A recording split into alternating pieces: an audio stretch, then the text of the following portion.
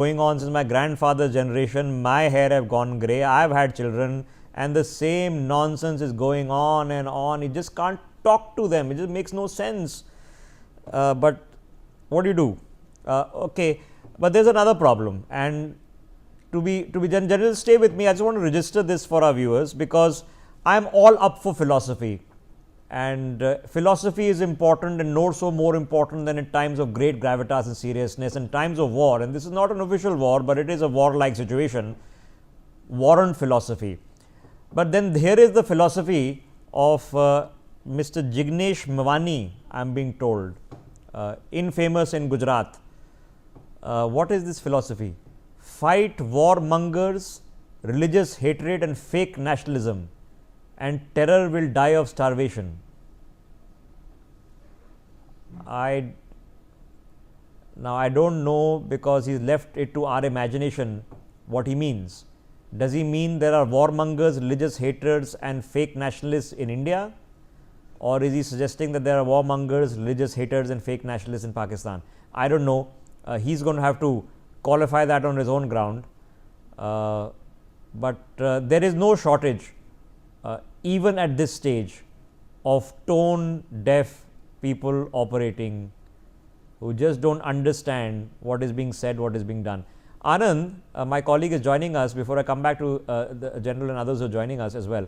Anand, so now, last time around when the surgical strike took place, a lot of people, including people within the Congress party, they wanted to see proof.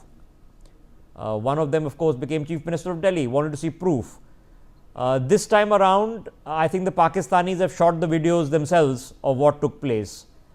So is anybody demanding proof of the strikes, to your best knowledge? Sure. Look, as far as Congress is concerned, at this point of time, they have backed the armed forces of the country, and they have said that national unity is paramount and fight against terrorism will be continuing. And the Congress party, which has a very rich history of supporting the armed forces, will keep on supporting the forces at this point of time. Also, even Mallikarjun Kharge, Rahul Gandhi and Jairam Ramesh, all the three top leaders have come out in the open, and they have tweeted backing the Indian armed forces. So clearly, no such demand has been made by Congress, as we have seen recently also. Okay, just so the answer is no. But we saw a rather tone-deaf statement. You know who it came from?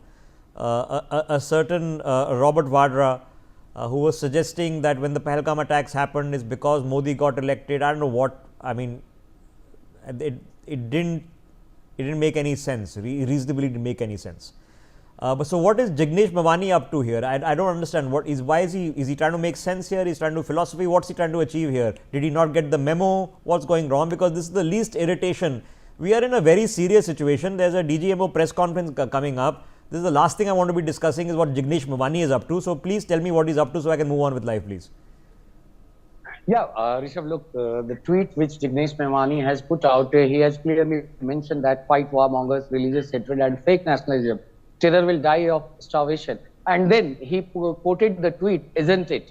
So clearly, he has not mentioned that in which context he has tweeted this post on X, and he has left it with a question mark. So clearly, the Congress stand is completely different, and now it will be up to Jignesh Mevani to explain his stand, that whether he is questioning the Indian armed forces or the Pakistan claims that it has shot down some of the fighter jets, which has been unverified yet, and even the Indian armed forces had confirmed that none of the